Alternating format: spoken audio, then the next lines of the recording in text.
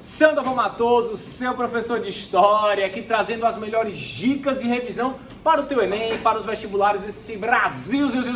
E hoje eu estou todo no ritmo do Rolodum, porque a nossa aula é sobre justamente as influências e os povos africanos, não somente na cultura brasileira, mas compreendendo toda essa dinâmica. Então vem comigo aqui, beleza?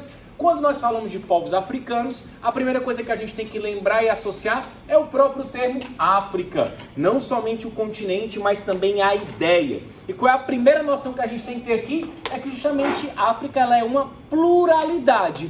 Pluralidade de quê? De povos, uma pluralidade geográfica, uma pluralidade linguística e uma pluralidade cultural. Tá certo? Isso faz com que a gente traga a primeira crítica, porque esse termo África, muitas vezes, e o termo africano, ele é responsável por fomentar e colaborar com uma visão reducionista, com uma visão homogeneizante. Então a gente pode falar aqui de reducionismos, a gente pode falar aqui de homogeneização e a gente pode falar aqui também de restrição. Eu pego uma pluralidade, uma heterogeneidade, né? Uma coisa assim bem plural mesmo, e eu uso o quê? Eu uso somente com um termo, com um conceito, eu coloco todo mundo no mesmo bolo, e isso é altamente preconceituoso, é altamente etnocêntrico, eurocêntrico e bem problemático. Então você primeiro precisa entender, quando for resolver as questões, muitas que vão trazer esse termo aí, muitas que vão trazer essa reflexão e essa criticidade a respeito do que seria africano, ok? Engraçado, tem algumas pessoas até, determinados países da África, do continente, que nem sabem que são chamados de africanos, porque eles não têm essa dimensão, que vai ser muito alto, principalmente aqui no Brasil. No Brasil a gente vai reproduzir maior esse tipo de preconceito e esse tipo de terminologia, tá certo? Homogeneização, heterogeneização. Exatamente. Além disso, a gente tem que compreender a África também como esse continente, tá? E um continente, como eu falei, plural, ele vai ter diversos biomas. E qual que vai mais aparecer para nós nos filmes, nas grandes mídias? É justamente a savana. A gente precisa também traçar uma crítica e tomar cuidado em relação a esse caráter de exotismo, tá certo?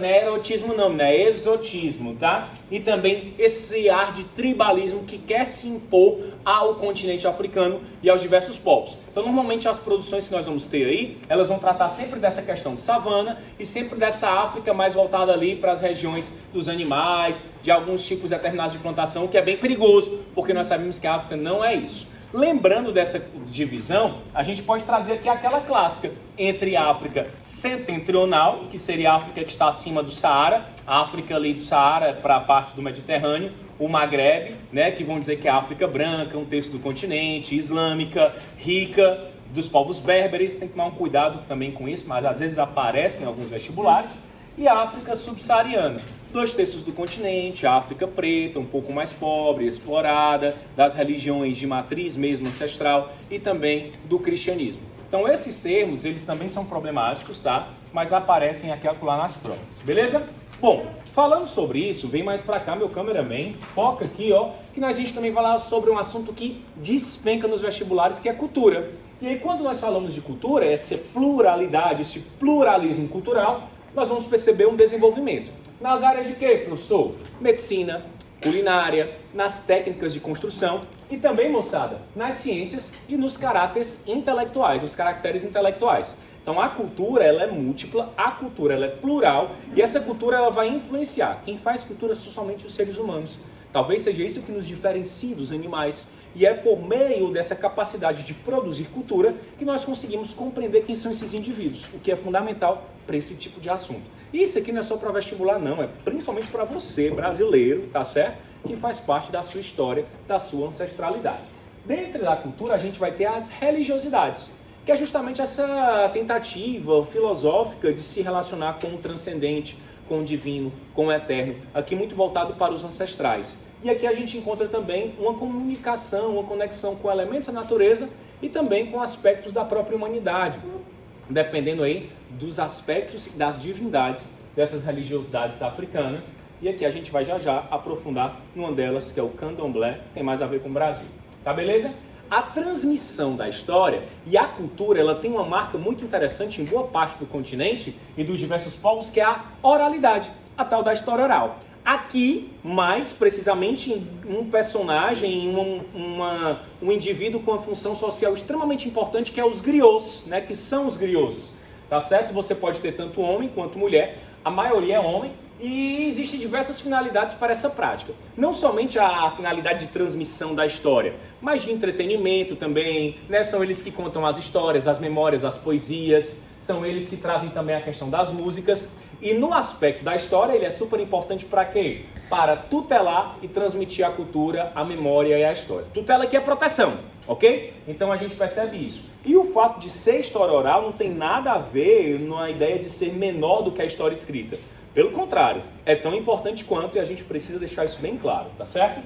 Nesse aspecto da cultura vai ser muito forte também a ideia dos simbolismos, dos diversos elementos, principalmente na natureza, que vão se conectar com os povos e com a ancestralidade. Por exemplo, apesar desse assunto aqui também estar associado à escravidão no Brasil, a gente vai ter de fato a imposição do caráter mercantilista da escravidão pelos europeus no século XVI, no século XVII.